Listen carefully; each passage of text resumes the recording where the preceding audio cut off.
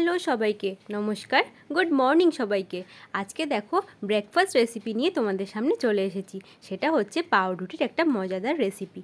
তোমরা তো পাউরুটি অনেকেই অনেকভাবে খাও, এটা আমি একটা অন্য রকমভাবে আজকে পাউরুটিটা বানালাম, সেটা তোমাদের সাথে শেয়ার করছি। তো এই দেখো, প্রথমেই আমি পাউরুটিগুলো সেঁকে নিয়েছি, আর অন্যদিকে একটু আলু সেদ্ধ করে নিয়েছি, আর আমি একটু কাঁচা লঙ্কা কেটে নিয়েছি। আজকে আমি অন্য কিছু আর ব্যবহার করব না, এটা দিয়েই কিন্তু একটা মজাদার রেসিপি তৈরি হয়ে যাবে। এই দেখো, কড়াইতে হালকা করে একটুখানি তেল নিয়েছি, বেশি তেল নেব না, কারণ বেশি তেল খাওয়া কিন্তু আনহেলদি। তারপরে একটুখানি জিরে দিয়ে দিচ্ছি, আর জিরেটা ভালো করে একটু ভাজা হয়ে গেলে এর মধ্যেই আলুটা হাতে করে অল্প সামান্য ভেঙে নিয়ে কড়াইতে দিয়ে দেব। এরপর তো নাড়ার পালা। এবার আস্তে আস্তে নাড়তে থাকবো। আর এই দেখো কত সুন্দর মিক্স হয়ে গেছে আলুটা। এরপর আমি কাঁচা লঙ্কা যেটা কেটে নিয়েছিলাম সেটা অ্যাড করে নেব, আর হালকা করে একটু লবণও অ্যাড করে নিচ্ছি।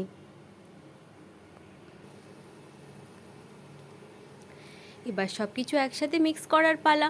যত ভালো করে মিক্স করতে পারবে তত ভালো টেস্ট আসবে। এরপর আমি একটু আদা দিয়ে নিলাম, আদা দিলে কিন্তু একটা সুন্দর ফ্লেভার আসবে। আর তারপরে আমি একটু জিরে গুঁড়ো অ্যাড করে নিলাম।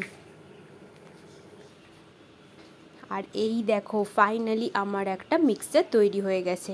এরকম পুর ভরা পাউরুটি দারুণ লাগে কিন্তু ব্রেকফাস্টে। এই যে আমি এবার বানাতে চলে এসেছি। তো কি করে বানাচ্ছি দেখো, তোমাদের দেখিয়ে দিই।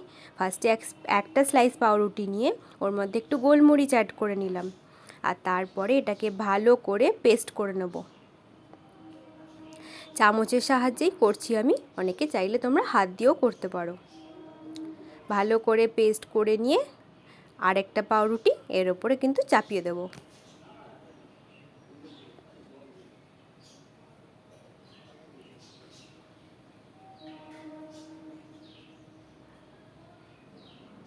পুরোটা যেন ইভেনভাবে পেস্টিং হয় সেটা কিন্তু দেখতে হবে। তারপর আরেকটু গোলমরিচের গুঁড়ো অ্যাড করে এর ওপর আমি কিন্তু পাউরুটিটা আরেকটা স্লাইস চাপিয়ে দিচ্ছি। এবার ভালো করে মুখগুলো বন্ধ করে নিতে হবে।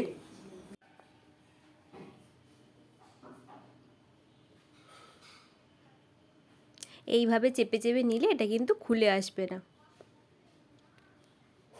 এই দেখো, আমার দারুণ ইয়াম্মি একটা পুর ভরা পাউরুটি রেডি হয়ে গেছে। এরকম কিন্তু তোমরা ব্রেকফাস্টে খেতে পারো, বা বাচ্চারা স্কুলে টিফিনও নিয়ে যেতে পারে, দারুণ মজা করে খাবে সবাই। তো এইভাবেই আমি সব কটাকে রেডি করে নেব, তোমরা দেখতে থাকো।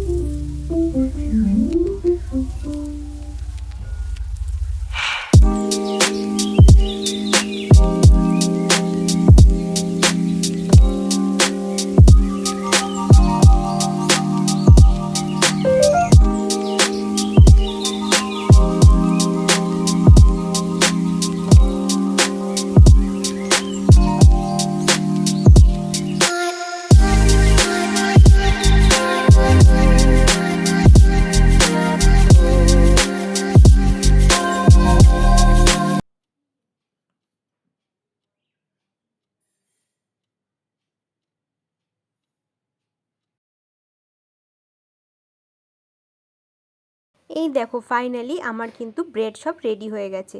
এটা তোমরা চাইলে এইভাবেও খেতে পারো, বা বাচ্চাদের যদি টিফিনে দাও এরকমভাবে মাঝখান দিয়ে কেটে স্লাইস করেও দিতে পারো। তো ভালো লাগলে পাশে থেকো। টাটা।